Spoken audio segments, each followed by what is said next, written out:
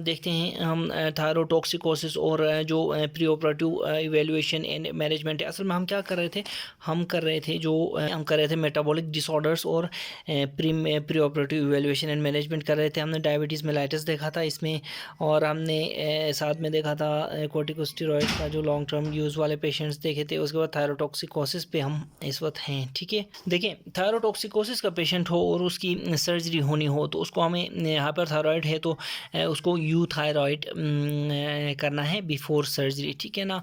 और याद रखें, एनी सर्जरी कैन कॉज या फिर प्रिसिपिटेट लाइफ थ्रेटनिंग थायरोटॉक्सिकोसिस, और स्पेशली आफ्टर थायराइड की सर्जरी में ऐसा हो सकता है मोस्ट प्रोबेबली। और याद रखें, थायराइड सर्जरी में क्या होता है, एक्सेंचुएट होती है थायरोक्सिन रिलीज, जिसकी वजह से लाइफ थ्रेटनिंग थायरोटॉक्सिकोसिस इंस्यू होती है। ठीक है ना। देखें, अब इसको हमने ऐसे पेशेंट्स को हमने हाइपरथायराइड को यूथायराइड में कन्वर्ट करना है। ठीक है ना।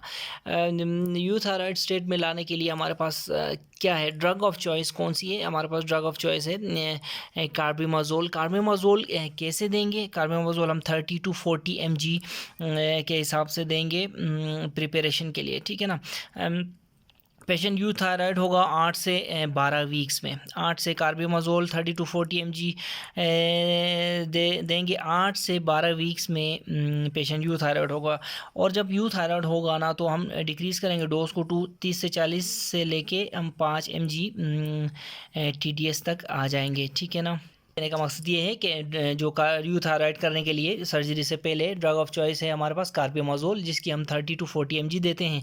जब यूथायराइड होगा 8 से 12 वीक्स में, ठीक है ना, तो हम डोज को कम करके 5 mg करेंगे। ठीक है ना। लास्ट डोज ऑफ कार्बिमाजोल हम देंगे इवनिंग बिफोर सर्जरी, यानी अगर कल सर्जरी है तो आज शाम को हम लास्ट डोज ऑफ कार्बिमाजोल देंगे। अल्टरनेटिव ऑप्शंस क्या हैं हमारे पास? देखें, अल्टरनेटिवली हम बीटा ब्लॉकर्स, कौन सा, प्रोपेनोलोल 40 mg TDS के हिसाब से हम दे सकते हैं। याद रखें, बीटा ब्लॉकर्स जो हैं वो they do not affect the gland itself. याद रखें, थायराइड ग्लैंड पे इनका कोई इफेक्ट नहीं होता, but they act on the target organs and tissues and inhibit peripheral conversion of T4 to T3, यानी कि बीटा ब्लॉकर्स इनहिबिट करते हैं inhibition of conversion of T4 to T3 में, पेरिफेरली ग्लैंड को ये इफेक्ट नहीं करते।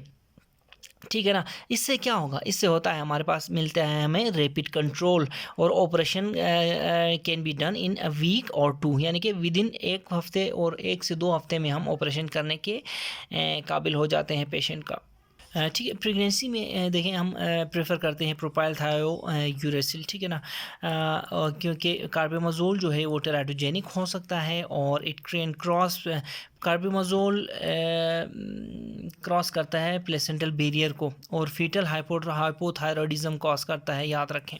ठीक है। ठीक है ना। इसी तरह पेशेंट अगर हाइपोथायरॉयडिज्म हो तो उसको भी हमें करेक्ट करना पड़ेगा बिफोर सर्जरी। क्यों? क्योंकि हाइपोथायरॉयडिज्म प्रिसिपिटेट कर सकती है एक्यूट हाइपोटेंशन को, शॉक को, हाइपोथर्मिया और हाइपोवेंटिलेशन को। ठीक है ना। ये जो हाइपोवेंटिलेशन है फिर post operatively carbon dioxide retention cause कर सकती है। कार्बन डाइऑक्साइड रिटेंशन डेफिनेटली हाइपोवेंटिलेट करेगा पेशेंट तो कार्बन डाइऑक्साइड रिटेंशन तो होगा। ठीक है ना। फिर ऐसे हाइपोथायराइड पेशेंट जो अगर if they fail to awake after anaesthesia, ठीक है ना, तो हमें सस्पेक्ट करना चाहिए मिक्सिडीमा कोमा। ठीक है ना। तो ऐसे जो मिक्सिडीमा के पेशेंट्स जो जिनको सर्जरी यानी कि इलेक्टिव सर्जरी जिनकी होनी हो, ठीक है ना, इलेक्टिव सर्जरी होनी हो, इनको हम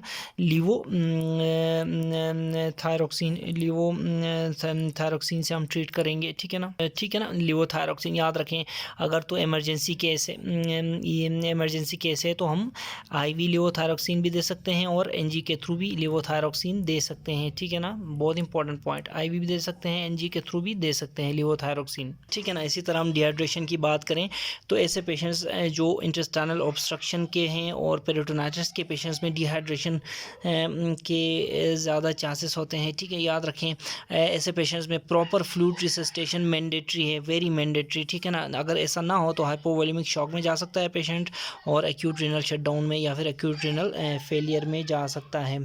ठीक है ना। ठीक है ना। अब देखें कि रीनल फेलियर के पेशेंट्स की कैसे मैनेजमेंट है।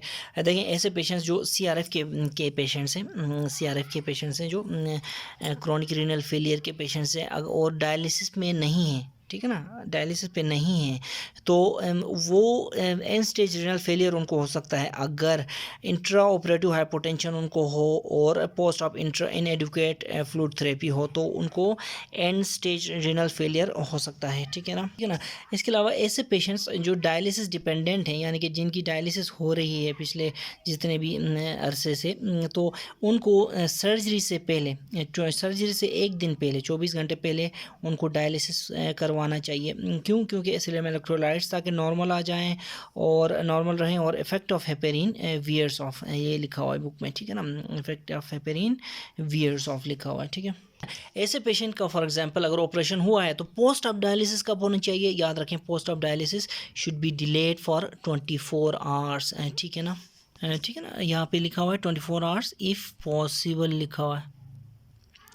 देखेंगे हम कि उनके इलेक्ट्रोलाइट्स, यूरिया, क्रिएटिनिन वगैरह अगर इजाज़त देते हैं तो हम डिले कर सकते हैं 24 घंटे तक, ठीक है ना। इसी तरह ओबेसिटी, यानी कि greater than 30% above the ideal weight अगर हो तो इसको हम ओबेसिटी बोलते हैं, ठीक है ना। देखें, याद रखें, ओबेसिटी कैन प्रेसिपिटेट, ठीक है ना, या फिर increase the risk of cardiovascular complications और पल्मोनरी कॉम्प्लिकेशंस, इन दोनों की कॉम्प्लिकेशंस ओबेसिटी इंक्रीज़ कर सकती है, ठीक है ना, आपको पता है ना, ठीक है। इसी तरह ओबेसिटी खुद एक कॉजेटिव फैक्टर हो सकती है सर्जिकल डिजीजेस, यानी कि अम्बलाइकल और पैराम्बलाइकल हर्निया के इश्यूज़ में। याद रखें, इलेक्टिव जो प्रोसीजर्स हैं, इलेक्टिव प्रोसीजर्स ऐसे पेशेंट्स में, ओबीस पेशेंट्स में हम डिले कर सकते हैं, इलेक्टिव प्रोसीजर्स डिले कर सकते हैं, और एडवाइजेबल है वेट लॉस, जब तक पेशेंट वेट लूज़ नहीं करता तो हम ये इलेक्टिव प्रोसीजर्स डिले कर सकते हैं, ठीक है ना।